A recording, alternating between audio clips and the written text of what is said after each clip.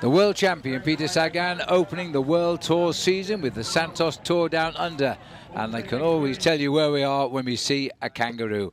The start of the first stage, 145 kilometres from Unley to Lindok, where there will be 3 finishing circuits, or would there?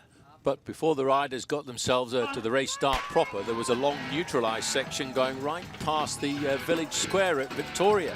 And that's where the riders spend every night here at the Santos Tour Down Under. So at the start, a little time for a chat. Everybody in jovial mood, not least the world champion Peter Sagan. Then the flag pulled in by 1984 Olympic gold medalist on the track Mike Turter, who's directed this race since inception 19 years ago. It was quite a slow motion attack that took Laurens de Vries of Belgium into the lead.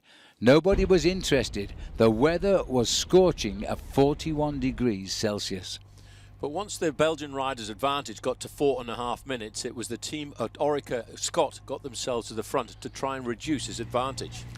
They got it down to 3 minutes as the riders went towards the first Subaru King of the Mountains challenge of the day, just 38 kilometres in. There was no relent of the heat from the sun, and the riders were simply not interested in chasing down the lone leader. So it was onto the only King of the Mountains of the day, and de Vries was going to take an early lead in this Subaru competition. Well, that was a reward for his breakaway on the day, but as he was starting to have his advantage crumble, news came over the race radio that the race organisation had decided to reduce the number of laps at the finish around Lindok from 3 to 2 because of the hot climatic conditions. And as a result of that, it would be reduced from 145 kilometres to 118.5.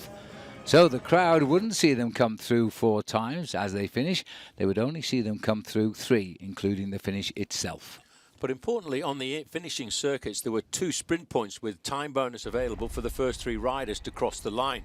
There was no debating who was going to get the first one through. De Vries led the main field, led ahead of everybody else. But in the main field behind, they were sprinting for 2 and 1 second time bonuses. So the II-Net sprint, no worry about the first. De Vries getting 3 seconds, but quite a battle for the 2 and the 1 second. De Vries and Nathan Haas leading out here, but watch out for number 1 through on the left-hand side. He was given that, Simon Gerrans, in a photo finish, a single second, and that could be vital as this race unfolds over the next 5 days. More importantly, the riders are taking on board as many drinks as possible on a day when we saw the temperatures go as high as 42 degrees Celsius, and all the time Laurens de Vries was surviving off the front end of the main field.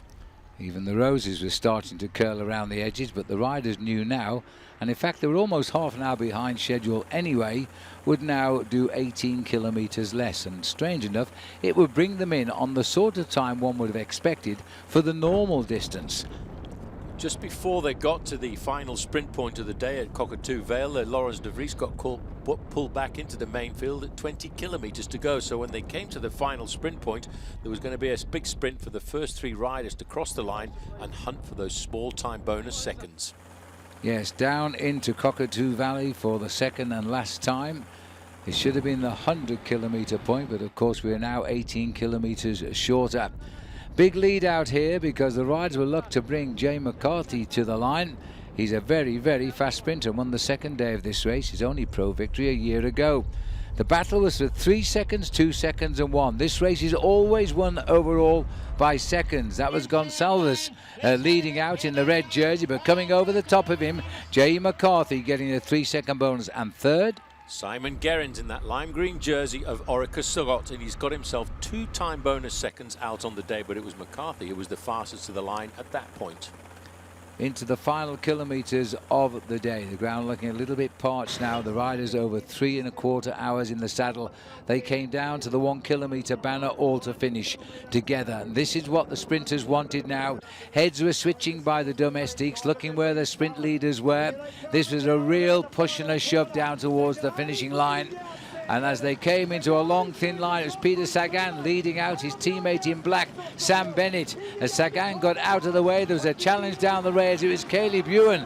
Up to the middle was Danny Van Poppel in the black with the blue stripe. And on the line, it was a convincing win again for the young Orica Scott rider as Caleb Ewan took the stage victory. But what a great job of work done by Peter Sagan, the world champion in the middle, trying to lead out his teammate Sam Bennett. But hugging the barriers over on the right-hand side of the picture, Caleb Ewan timed it to perfection. This little powerhouse who won 2 days ago in the centre of Adelaide as an hors d'oeuvre to this event did exactly what he had done a year ago and then taken out the first stage proper.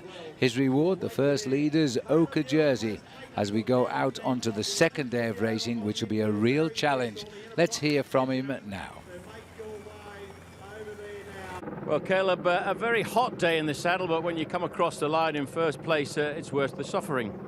Yeah, you know, it was really stinking hot out there today, and you know, I think everyone felt the heat, and it was probably a good idea for the race to shorten a little bit because, you know, we were just rolling around out there in the sun, and it can't be too good for you. So yeah, you know, I'm super happy to get that win. It was a really close one in the end.